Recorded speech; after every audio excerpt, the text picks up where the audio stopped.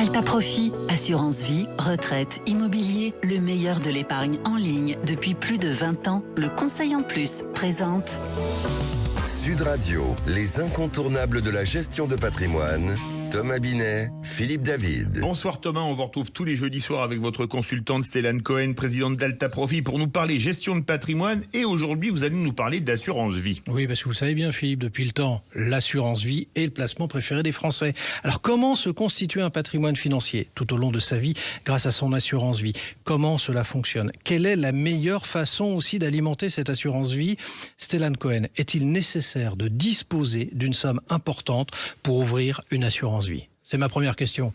Alors, avant de répondre directement à votre question, il faut rappeler que l'assurance vie est une enveloppe juridique et fiscale. C'est un mode de détention d'actifs financiers. Et une assurance vie, j'ai souvent l'habitude de dire que il faut l'ouvrir le plus tôt possible et ça vous accompagne toute la vie. Et donc, on n'est pas obligé d'avoir une somme extrêmement importante pour ouvrir un contrat d'assurance vie avec 100 €. Aujourd'hui, vous pouvez ouvrir votre contrat d'assurance vie. Est-ce qu'on peut reverser aussi sur son assurance vie? Oui, c'est là l'intérêt. Vous pouvez reverser sur un contrat d'assurance vie. Vous reversez par le mécanisme des versements libres. C'est pas du tout contraint. Vous reversez si vous le souhaitez, si vous avez une capacité d'épargne qui vous le permet.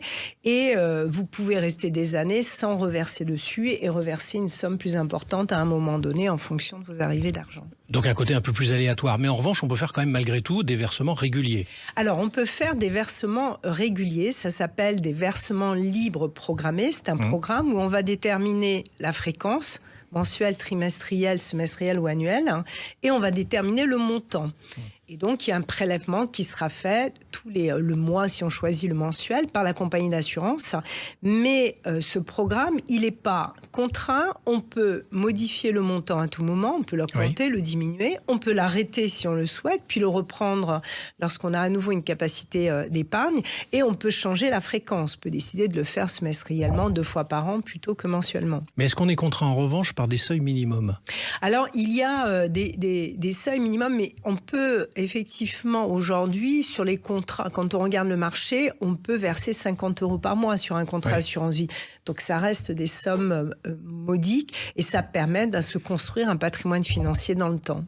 Alors, est-ce que pour autant, Stéphane, les versements libres ou libres programmés auraient-ils un impact sur la fiscalité, toujours cette fameuse fiscalité? Alors, l'impact qu'ils peuvent avoir, ce qu'il faut savoir, c'est la date de souscription permet effectivement de démarrer ce qu'on appelle la durée fiscale.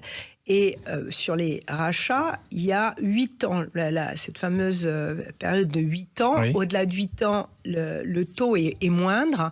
Et c'est vrai que quand on a un placement qui a été fait, un contrat d'assurance vie qui a été fait 8 ans auparavant, eh bien on passe à une fiscalité vraiment moindre au-delà de 8 ans. Par contre, c'est la date du versement qui va déterminer cette durée de 8 ans. Si vous faites un versement la 7e année, eh bien, c'est pas parce que vous passez 8 ans par rapport à la date d'effet du contrat que vous avez bénéficié de cette fiscalité. Donc, il faut vraiment regarder ça de façon à optimiser cette fiscalité en assurance vie. Mais il y a un point important quand même, c'est seule la partie relative à la plus-value qui est taxée. Alors ça, c'est le gros point de l'assurance vie. Quand vous faites un rachat, vous prenez une partie de votre contrat, vous avez une partie en capital et une partie plus-value. Seule la plus-value est fiscalisée. Alors à 30% maintenant avec la flat tax, mais c'est seule cette partie plus-value qui est fiscalisée. Donc ça reste quand même très intéressant. Merci beaucoup Stéphane et Thomas. On vous retrouve jeudi prochain pour un nouveau numéro d'Oser investir, les incontournables de la gestion de patrimoine. Et on vous retrouve dimanche 9h30 dans le Grand Matin Week-end pour Oser investir. Sud Radio, les incontournables de la gestion de patrimoine. Thomas Binet, Philippe David. Avec Alta Profit, assurance vie, retraite, immobilier, le meilleur de l'épargne en ligne depuis plus de 20 ans, le Conseil en Plus.